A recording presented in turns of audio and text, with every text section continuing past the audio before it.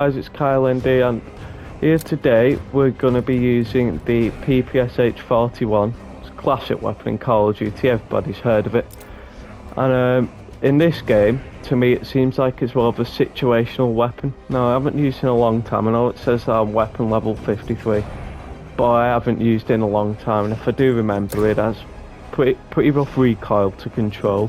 So that's why I've just quickly put on a stock and a grip and underbarrel, because all I had on originally was a larger magazine and an optic. That was it. So I'm going to be working with this today, and I hope I get a small map for the benefit of looking like the video will be good and playing well and all that sort of stuff, instead of having a big map where it's going to be slow and the gun's not going to do too well. So let's get into it. We've loaded into shipment, which is an incredibly small map, as you know, and we're on team deathmatch.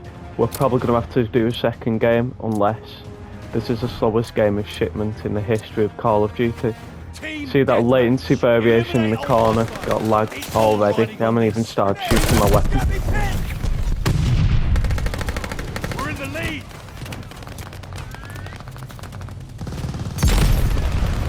I'm not going that way because there's really no way I can turn.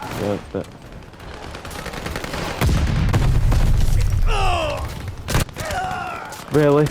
Just camping on the floor, right? Come on. Come on, gotta play better here.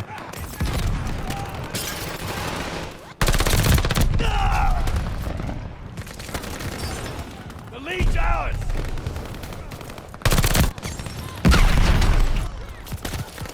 The weapon's definitely struggling at just mid to long range, to be honest. Close range, it's very powerful, but mid to long range, it's not.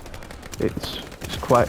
I wouldn't say it's quite weak, but because of its additional recoil as well, if you're just starting using it like now, it's not gonna do well. I'd say, to be honest, it's not gonna feel well until you get like some good attachments on it. I'd say it's better to have more ammo on this thing and a slower ADS, because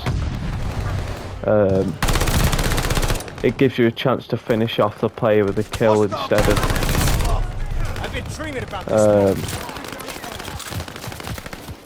thinking.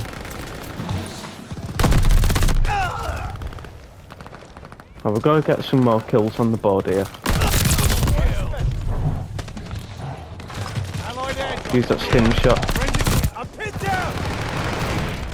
I feel like if I keep on using stim shots in every Call of Duty game from now on, I'm going to end up having to rely on them. I don't want that to be the case, because I never used to use stim shots in this game.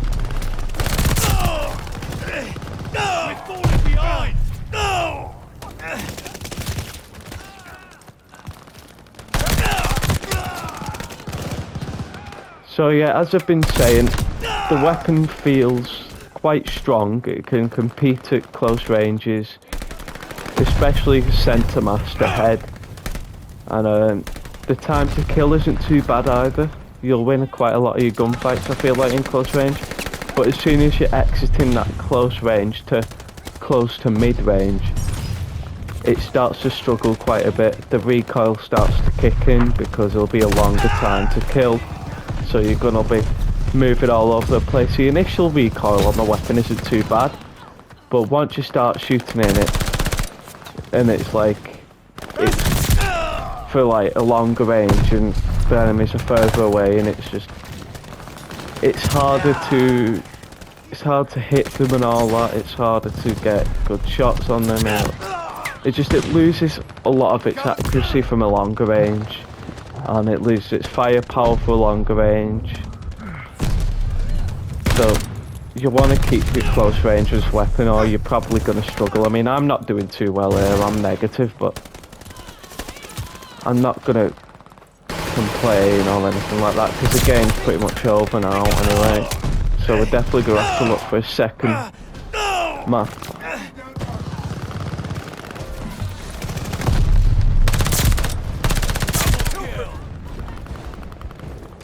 Won't let me up there.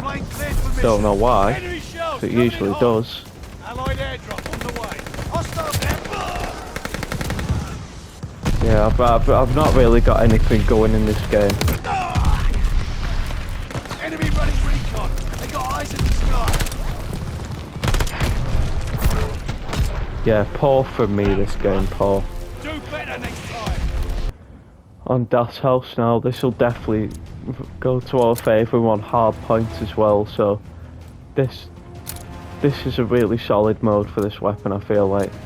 And the map's pretty much perfect, but it's just the lanes here and there where they're going to be a bit longer is where we want to try to avoid. We don't want to get into a habit of just trying to kill enemies from just lanes. You want to get up close to them because, as I've said, this weapon isn't too powerful at a longer range. And there's a guy camping there and I completely didn't see him. Enemy throwing deep. You know what, I think it would possibly be good to, you know, run a dog grenade killer. Would be good to run a, maybe a stun grenade on this class, because if you stun them, I think it would be more important than taking the stim shot, to be honest, because you can just flee the area to try and not get killed rather than using a stim shot all the time. The stun grenade probably helped this gun quite a lot. Maybe I should try that in a future episode.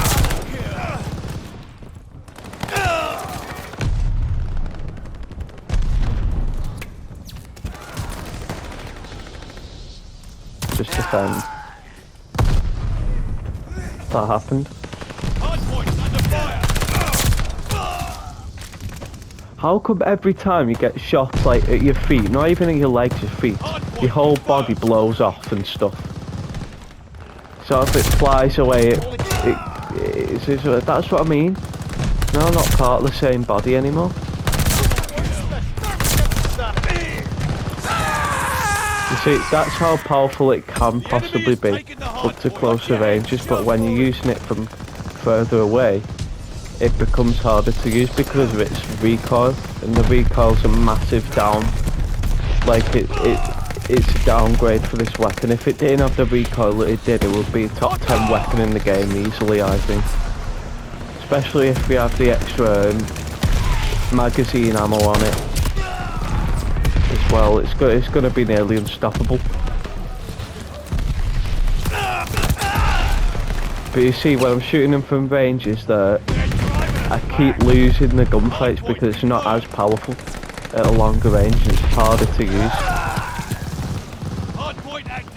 It struggles like most SMGs at a longer range. I'd say it's top 5 SMG, but not a top 3. For about 4, maybe 3rd if you're good with it or something like that. But I'd put it 4th for me.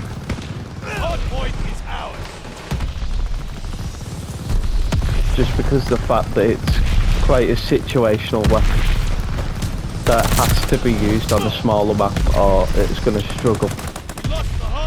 Whereas weapons like the MP40, that can be used on any map and you can still play well.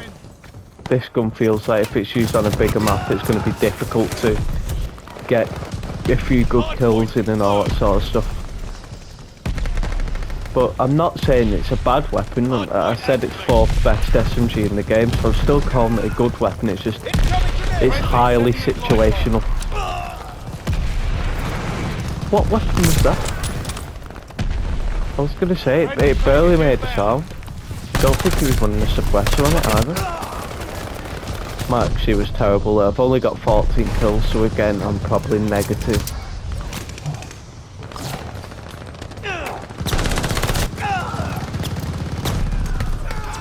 Aim was terrible there. I actually haven't run into a bit of lag today. Funnily enough, it's not been that bad, but when it's not been that bad, I'm actually playing worse, so I don't know how that works.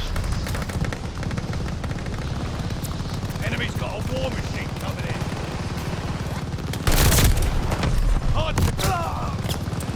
I can't peek or anything because they're still just stood there. Hard point activated. You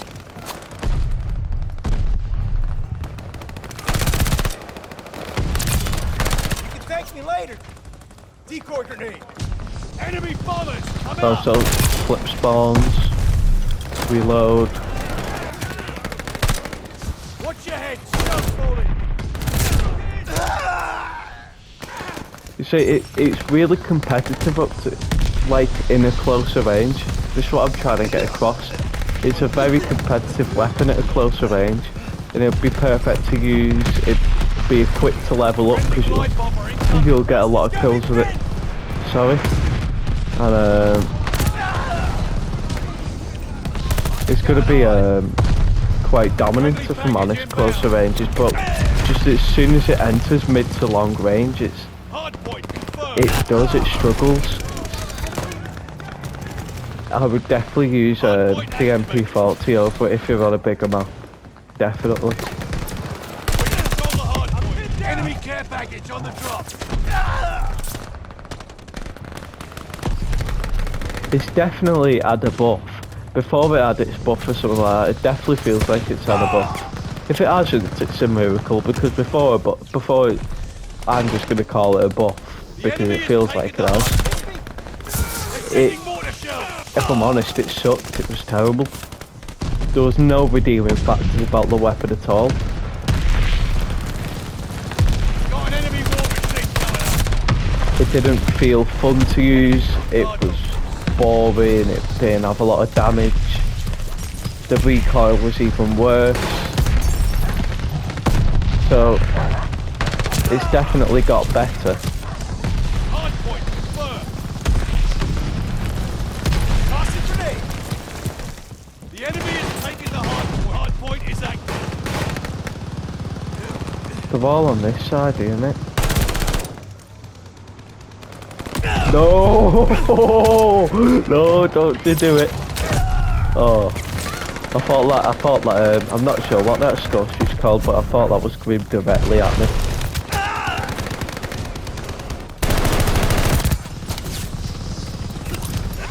There's a lot of gas going out now. Yeah, I think it would be perfect if I was to run a stun grenade on this class, so. Enemy has the hard point. So for anyone who's interested in using this weapon, I would definitely recommend using a stun grenade. Even though I'm not using one in the video, I would definitely recommend using it, just trying it out. And maybe put in the comments after you've done it, put in the comments in this video how it plays with a stun grenade. Like, use it with stim shot first, then use it with a stun grenade the second time, and just comment in the section how it feels or how it plays or anything like that. So if you want me to check it out with that stun grenade or with different attachments, I'll definitely give it a go. Enemy has the hard point. But we just got a couple of good kills there up close again. Why'd I go for her? Nonetheless, we had a much better game that time. Anyway, that's going to do it for Call of Duty Vanguard today, guys. If you liked it, leave a like, subscribe, do all that mumbo jumbo, turn the notifications on.